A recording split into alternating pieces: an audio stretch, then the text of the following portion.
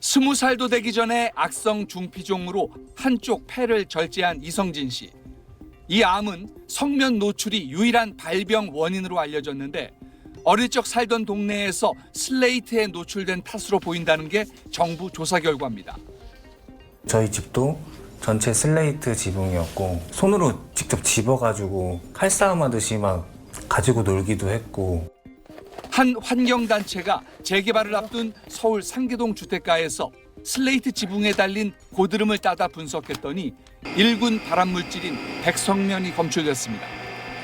6개 시료 중 4개에서 각각 0.5에서 1.75%의 백성면 섬유가 확인됐습니다. 슬레이트는 시멘트와 성면을 섞어 만드는데 시공 이후 수십 년간 풍화돼 공기 중에 흩어질 우려가 컸는데 고드름 분석을 통해 실제 지붕 밖으로도 나오는 게 확인된 겁니다.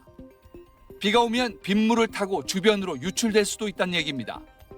성면 슬레이트 지붕 위로 눈비가 내리면 그 집에 사는 사람뿐만이 아니고 그 동네 사는 사람들에까지도 10여 년간 30만 채 건물에 대해서 성면이 든 슬레이트 지붕 해체 사업을 벌였지만 아직도 남아있는 슬레이트 건물이 90만 채가 넘습니다.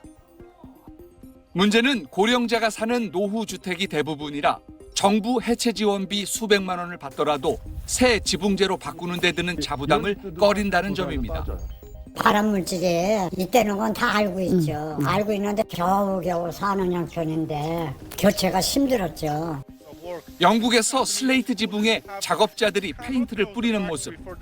슬레이트 해체 작업이 어려울 경우 대신 먼지 물질이 흩날리지 않도록 고착제 성분이 든 특수 코팅제를 뿌리는 겁니다.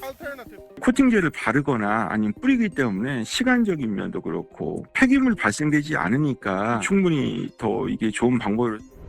우리도 슬레이트 해체뿐 아니라 코팅제 도입의 효과성을 따져볼 필요가 있습니다. SBS 장세만입니다. 30대 이성진 씨는 18살 때 악성 중피종 진단을 받고 20대를 병상에서 보냈습니다. 흉막에 악성 종양이 생겨 폐 한쪽을 드러냈는데 어릴 적 살던 집 슬레이트 지붕과 초등학교 천장 성면이 원인으로 추정됩니다. 많이 억울하죠. 이게 배출이 안 되는 건데 계속 남아있고 질병이 악화가 될 수 있어요. 성면은 2009년부터 국내에서 전면 금지된 1급 발암 물질입니다. 2011년 정부가 성면 피해 치료비를 지원하는 성면 피해 구제법이 시행된 이후 피해자로 인정받은 사람은 8,000명. 그중 35%는 숨졌습니다. 최근엔 10대에서도 성면 피해가 인정되는 사례까지 나오고 있습니다. 2020년 이후 3명의 10대 피해자가 확인됐는데 이 가운데 1명은 숨졌습니다. 살던 집에 성면이 없던 피해자도 있어 학교가 원인일 가능성이 높습니다. 100년이 거의 다 돼가는 학교인데 그 선풍기 같은 거 교체한다고 할 때 그냥 그 밑에서 그냥 놓았죠. 성면이 남아있는 초중고교는 전국의 20%, 경기도와 대전은 30%에 달합니다. 10대 성면 피해자가 다녔던 대전의 한 초등학교도 이번 여름방학에야 성면이 제거됐습니다. 하지만 전문 업체가 부족하다 보니 성면 철거 공사가 끝난 학교에서 다시 성면이 검출되는 경우도 있습니다. 잔재물은 우선 나오면 안 되는 거예요. 성면 텍스를 저희는 나사를 다 풀러서 작업을 하게 돼 있어요. 조각이 나온다는 건 성면 해체 작업 중에 부쉈다는 의미로. 환경부는 성면 질환의 잠복기가 최대 40년에 달하는 만큼 성면 질환 발생이 2045년에 최고조에 달할 것으로 예상합니다. 매년 조사를 했을 걸로 보여지는데 환경부의 국민 피해를 최소화시킬 수 있는 그런 대책은 굉장히 미진할 뿐더러 아마 거의 방치하고 있는 게 아니냐. 정부가 적극적으로 성면 피해를 알리고 성면이 사용된 학교나 건물에 대한 정보를 제공해야 한다는 지적이 나옵니다. 이 내용 취재한 박석영 기자 나와 있습니다. 딴 데도 아니고 아이들 다니는 학교에서 이런 일이 있다는 게 정말 심각한데 또 이 성면을 철거하는 과정도 지금 문제가 있다는 거잖아요. 왜 관리가 안 되는 겁니까? 네, 일단 학교 성면 공사에는 정부 부처 3곳이 관여를 하고 있습니다. 업무가 쪼개져 있다 보니까 서로 책임을 미룰 여지가 생기는 건데요. 우선 환경부가 큰 틀에서 공사 계획과 또 감리에 대한 감독을 맡고요. 교육부는 학교 공사 진행, 고용노동부는 제거업체 관리 역할을 하고 있습니다. 그런데 시민단체 등이 공사 중에 성면 방지나 또 철거된 성면 처리 등에 있어서 문제가 있다 이렇게 신고를 하더라도 환경부는 현장 문제는 경찰에는 교육청이나 또 고용노동부에 말을 하라고 하고요. 또 반대로 교육청과 노동부는 감리는 환경부 소관이다 이렇게 이야기를 하면서 떠미는 경우가 많다고 합니다. 그래서 성면 관련 법령의 소관부처인 환경부가 컨트롤 타워가 돼서 전반을 면밀하게 관리하도록 하자는 목소리도 나오고 있습니다. 성면 사용이 금지됐는데도 지금 피해자들이 계속 나오고 있는 건데 그럼 이런 피해자들 지원책은 제대로 이루어지고 있습니까? 네, 일단 성면 피해자들은 완치가 어려운 질병인데도 불구하고 복잡한 피해자 인정 절차를 5년마다 다시 밟아야 한다는 게 가장 힘든 점이라고 꼽았습니다. 또 직접적인 질병 치료 외에 통증이나 정신과 치료 같은 후유증 관련 부분은 구제 대상에 포함이 되지 않고요. 피해구제법의 지원 수준이 산업재해 보상보험의 20%에 불과해서 피해자들의 개인 부담도 크다고 호소하고 있습니다. 앞서도 말씀드렸지만 성면을 사용한 학교나 건물에 대한 정보가 부족하다 보니까 피해자들은 발병 원인을 입증하는 것부터 어렵다고 설명했습니다. 네, 알겠습니다. 지금까지 사회부 박석영 기자였습니다. 전자담배 판매점에서 파는 한 액상 제품입니다. 성분 표시란에 합성 니코틴이라고 적혀 있습니다. 경찰은 이 제품을 판매한 A사와 액상을 공급한 제조업체 B사, A사의 고문 C씨 등 5명을 담배사업법 위반 혐의로 입건했습니다. 액상형 전자담배는 주로 니코틴 원액을 수입한 뒤 국내에서 완성품으로 만들어 판매됩니다. 원액은 담뱃잎 등으로 만든 천연 니코틴과 화학적으로 만들어 발암물질을 줄인 합성 니코틴으로 나뉩니다. 경찰은 A사 등이 천연 니코틴을 합성 니코틴으로 속여 수입, 제조, 판매한 정황을 잡은 것으로 전해졌습니다. 취재진이 직접 식품의약품안전처 인증연구소에 해당 제품의 성분 분석 실험을 맡겨봤습니다. 천연 니코틴에서만 나타나는 발암물질인 담배 특이 니트로사민류 성분이 검출됐습니다. 경찰은 A사 등이 제조 원가를 낮추고 탈세 목적 등으로 편법을 사용한 건 아닌지 의심하고 있습니다.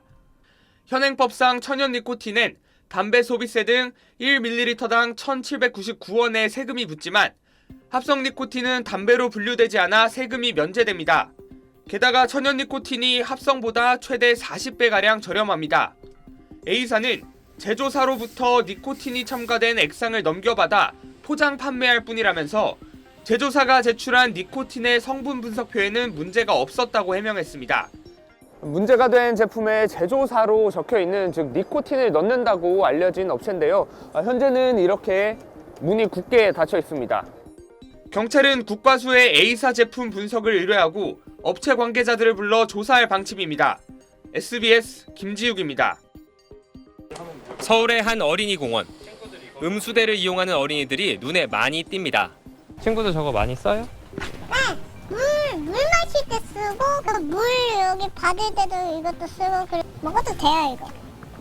한 초등학교 운동장에도 시민이 많이 찾는 한강공원에도 같은 제품이 자리하고 있습니다. 그런데 이 음수대 제품 지난 8월 조달청 품질점검에서 치명 결함 판정을 받았습니다. 조달청이 한국화학종합시험연구원에 의뢰해 시험한 결과 이 제품을 거쳐 나온 물에서 육가크롬은 수도법 시행령 기준치의 약 5배, 니켈은 약 7배가 나왔고 납도 기준치 이상 검출됐습니다. 육가크롬과 니켈은 세계보건기구가 분류한 1급 발암물질입니다. 납과 같이 어린이의 경우에는 인지기능의 발달에 영향을 주는 물질 등이 음용수에서 나왔다는 것은 사실은 우리가 중요하게 생각할 문제라고. 지난 4년 동안 이 제품이 납품된 곳만 29곳, 제조사의 다른 음수 관련 제품들까지 합치면 273곳에 달합니다. 그런데 조달청이 내린 조치는 제조사에 대한 3개월 거래 정지가 전부였습니다. 발암물질 검출을 확인한 지 2달이 지났지만 납품받은 학교나 기관에 검출 사실을 알리지 않았습니다. 기관이나 조달청이나 통해서 들은 건 없고요. 왔으면 저희들이 당연히 응답을 안 하면 저희들이 직무 태만이지. 문제는 또 있습니다. 해당 음수대 부품 중 중금속 검출 원인일 가능성이 큰 건 금속 재질의 수도꼭지나 소켓인데 이 부품들은 제조사가 생산한 게 아니라 납품받은 것들이었습니다. 많이 쓰였겠네요. 이게 다른 업체도 마찬가지고. 정확히 어떤 부품에서 발암물질이 흘러나왔고 그 부품이 다른 회사 제품에도 쓰이진 않았는지 확인이 필수적입니다. 그럼에도 조달청은 정확한 원인 파악도 추가 제품 조사도 진행하지 않았습니다. 이건 약간 의무 방기인 것 같아요. 정부가 국가가 해서는 안 될 일이라고 생각합니다. 문제가 나왔다고 하면 그 모델링 전체를 실태 조사를 다 하게 해야 되는 건 너무 당연한 것 같고.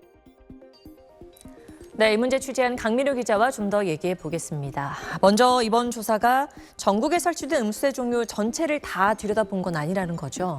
네, 그렇습니다. 조달청을 통해 납품되는 음수대 제조사가 한 14곳 정도가 전국에 있습니다. 이 가운데 한 회사 제품을 조달청이 품질 조사 의뢰를 한 겁니다. 네, 한 회사 제품이라고 해도 발암물질 검출이라는 문제가 발견이 된 건데 즉각 조치를 해야 하는 거 아닙니까?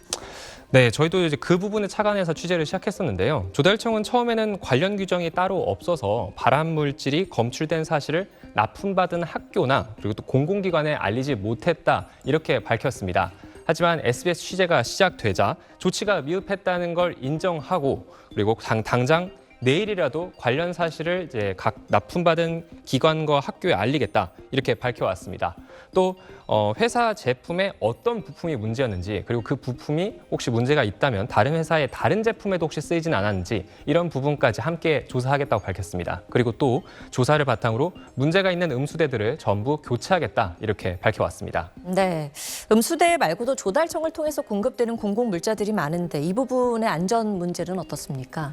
네, 조달청은 공공기관에 필요한 물품을 이제 공급하는데 이 중에서 이제 음수대나 정수기와 같은 안전이나 위생과 관련된 제품들을 안전관리 물자 이렇게 지정해서 품질 점검을 이렇게 연간 계획을 세워서 실시합니다.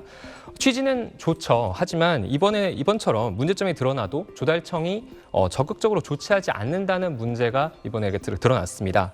지난 2020년에는요 학교 운동장이나 이제 놀이터에서 어린이들이 쓰는 목마 같은 이제 흔들 놀이기구 그리고 시소에서 납이 기준치 이상으로 이제 검출된 적이 있었습니다. 이거 역시도 치명 결함으로 분류가 됐는데 이때도 학교 등의 통보는 없었고 제조사에 대해서도 거래 정지 외에는 별다른 조치가 없었습니다.